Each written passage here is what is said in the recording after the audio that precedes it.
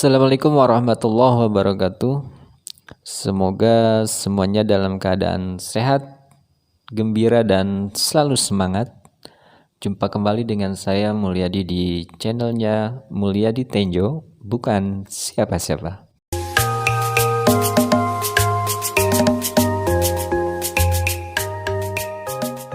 Kali ini saya akan membahas satu topik yang menurut saya cukup menarik, yaitu bagaimana cara mendapatkan penghasilan tambahan untuk guru. Gimana ya caranya agar kita bisa mendapatkan penghasilan tambahan itu? Dengan caranya seperti apa? Penasaran? Simak pembahasan berikut ini.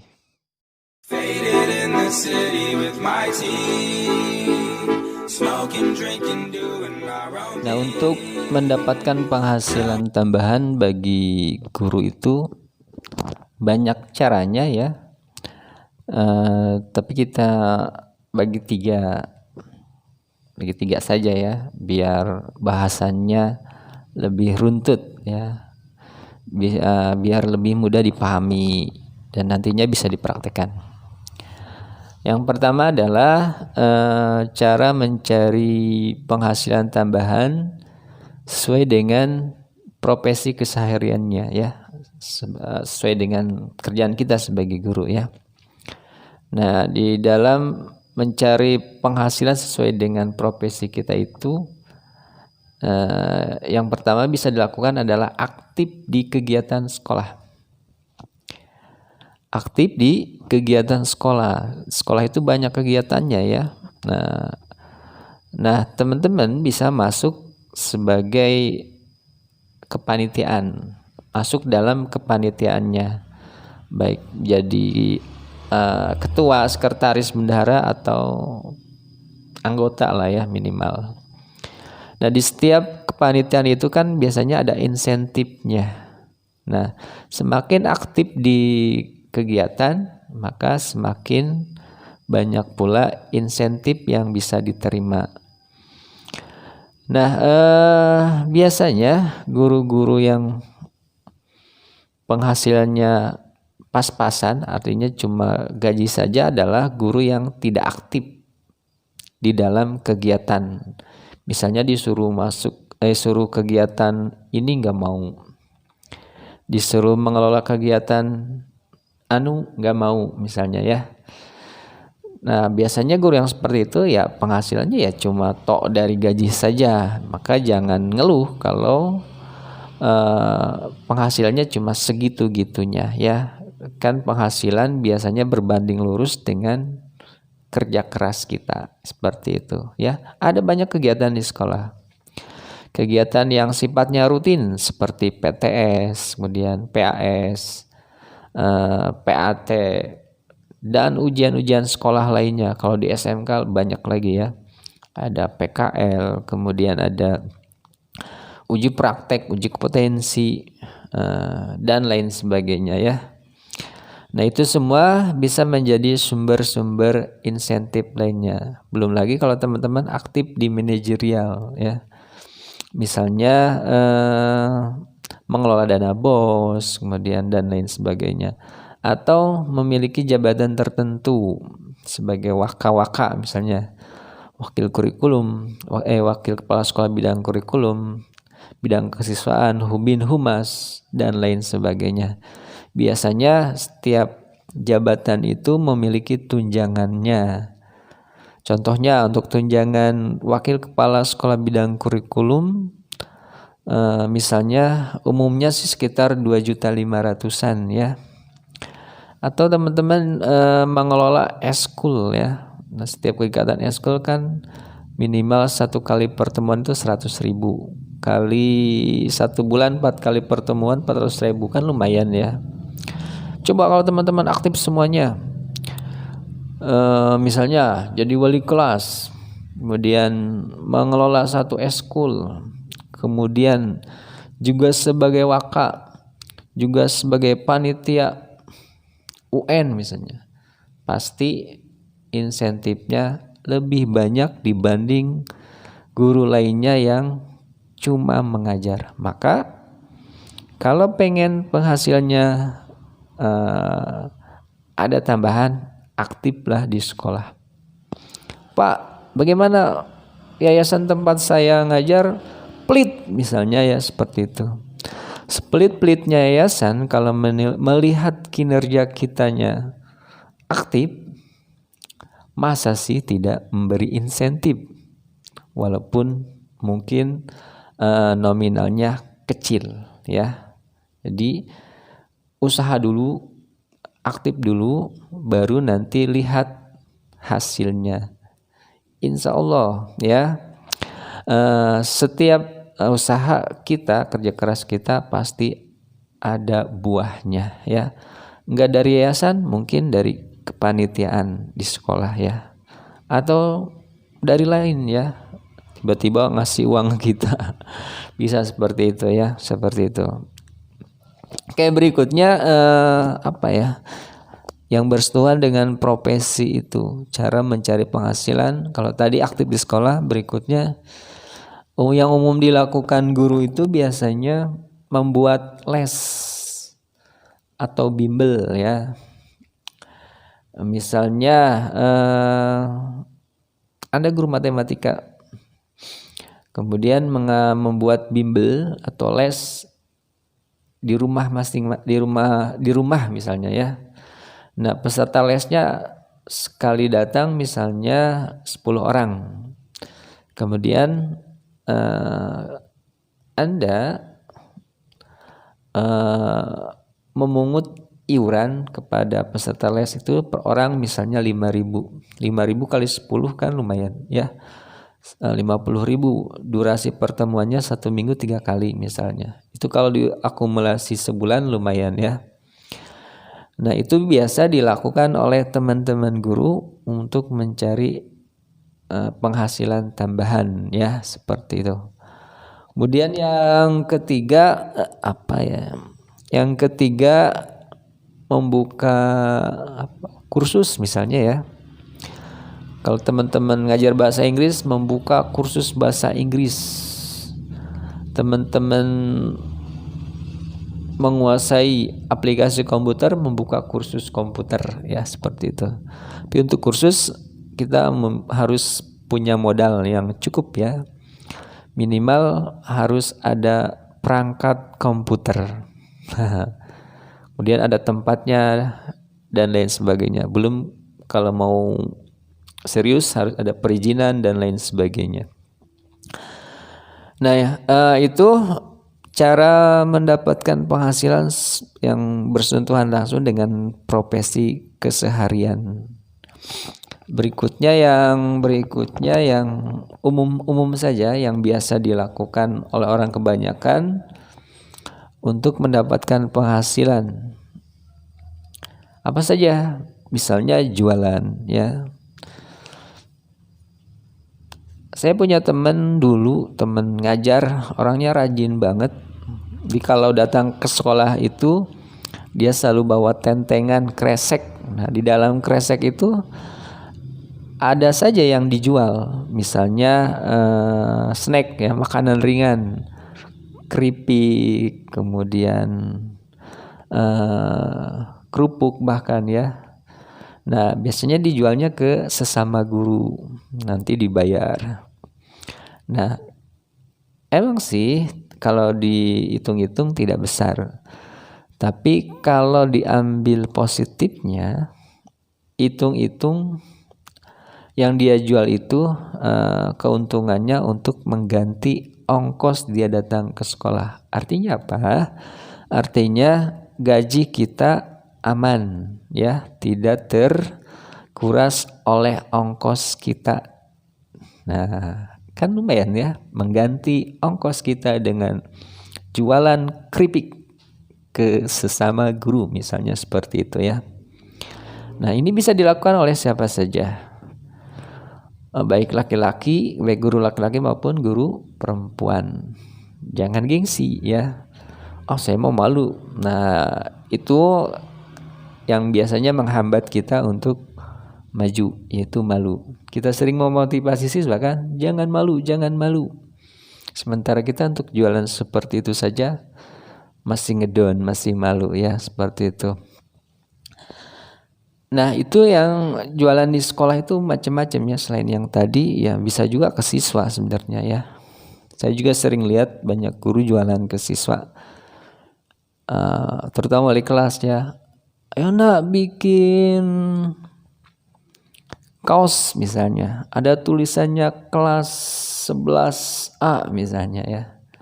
Nah, itu juga bisa jadi salah satu cara untuk mendapatkan penghasilan, tapi itu tidak kontinu ya, paling setahun sekali.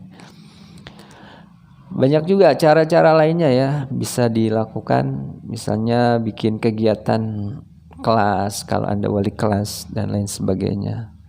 Pokoknya berpikir kreatif lah ya, tapi jangan berpikir untuk morotin siswa ya. Kalau bisa kita ya jangan seperti itu ya, berjualan umum-umum saja ya, jualan makanan nggak apa-apa, jualan makanan. Misalnya di list dulu nih ke siswa siapa, misalnya ibu jualan keripik pedas, siapa besok yang mau pesen, di list ada 20 orang. Nah, besok kita bawain. Itu jualan-jualan cerdas sebenarnya ya, yang bisa dilakukan oleh guru di sekolah. Bisa ya, bisa seperti itu ya. Nah, selain jualan di sekolah, kita juga bisa jualan pada umumnya di luar sekolah berarti ya, di luar jam mengajar kita. Misalnya kita jualan di pasar-pasar kaget. Nah, ini kan tidak mengganggu jam mengajar ya. Pasar kaget itu biasanya ada di sore hari atau malam hari. Nah, kita bisa membuka stand. Produknya apa ya? Produknya yang laku ya, yang diminati oleh anak-anak dan remaja. Apa itu? Misalnya apa ya coba? Pop ice, kemudian sosis bakar, mie telur gulung. Nah, itu laku banget ya, dan cara bikinnya juga nggak susah. Kita bisa nongkrong di pasar kaget 2 atau 3 jam, ya, nanti lumayan penghasilnya ya.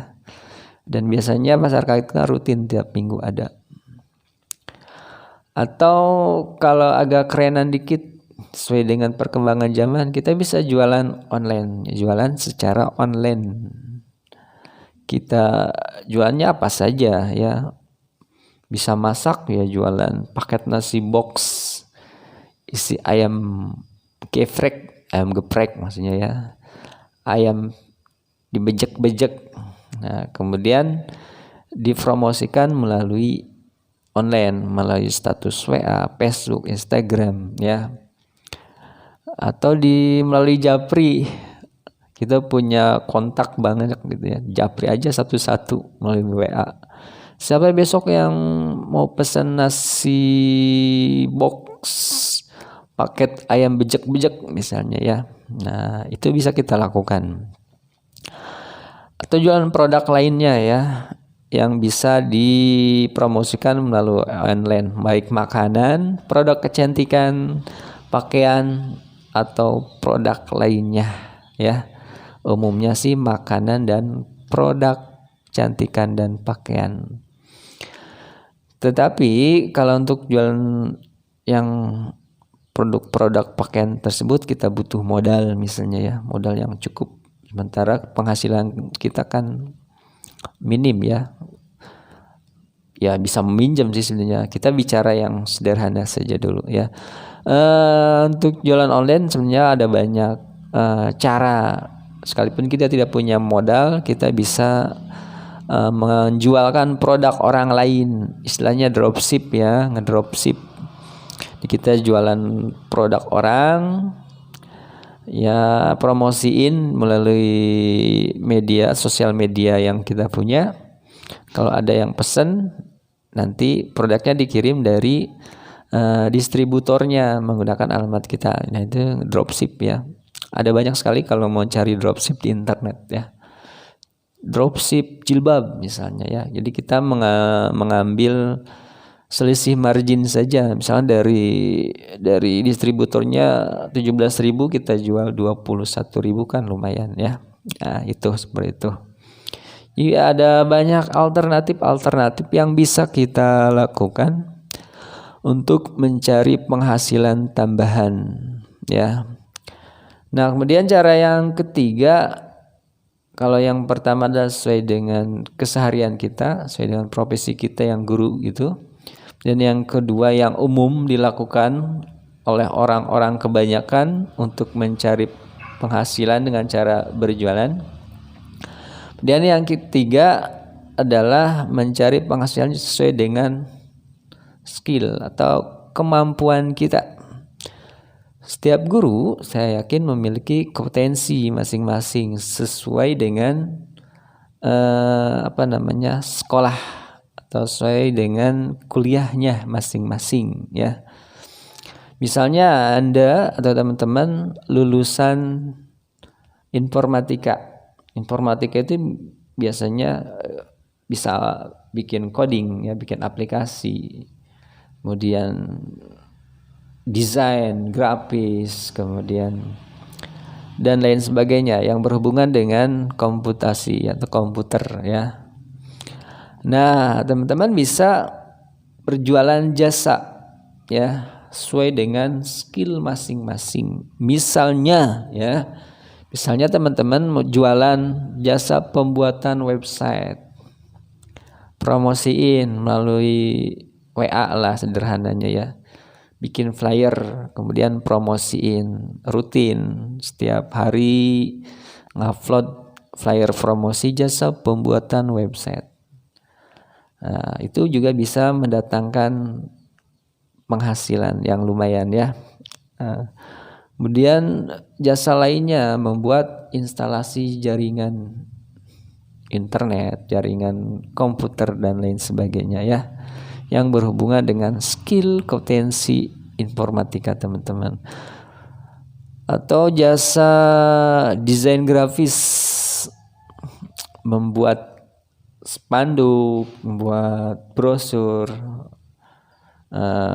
desain sablon, kaos misalnya ya, itu juga bisa mendatangkan angka yang cukup lumayan ya, yang bisa menambah penghasilan kita sebagai guru. Berbicara kesejahteraan guru, ceritanya panjang ya, panjang sekali ya.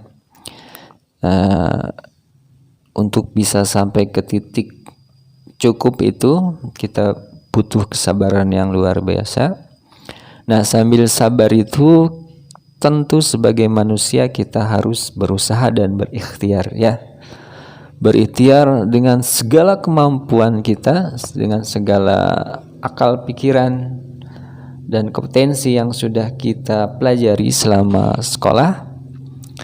Nah, dengan cara-cara itu kita bisa mencari penghasilan tambahan lainnya, di mana penghasilan tersebut insya Allah akan mencukupi kebutuhan kita sehari-hari, di samping kita mendapatkan gaji utama dari sekolah tersebut. Jangan malu, jangan gengsi, mentang-mentang kita guru kita tidak mau jualan, tidak mau nongkrong untuk menjual produk yang mungkin produk itu biasa dijual oleh orang lain yang tidak sekolah. Jangan seperti itu, hilangkan gengsi, hilangkan malu. Mari kita berusaha, berikhtiar agar apa? Agar kita mendapatkan penghasilan tambahan yang hasilnya bisa kita gunakan untuk mencukupi kebutuhan kita, terutama bagi teman-teman yang sudah berkeluarga. Sukses untuk semuanya. Insya Allah proses tidak akan mengkhianati hasil. Segala ikhtiar dan kerja keras kita akan berbuah manis pada saatnya. Terima kasih sudah melihat channel saya. Kalau suka like, kalau suka like, kalau nggak suka dislike saja. Kalau sempat subscribe, silahkan subscribe dan tekan tombol loncengnya agar video berikutnya bisa Anda lihat kembali. Terima kasih, mudah-mudahan bermanfaat. Kalau ada kritik dan saran silahkan tulis di kolom komentar. Sampai jumpa. Assalamualaikum warahmatullahi wabarakatuh.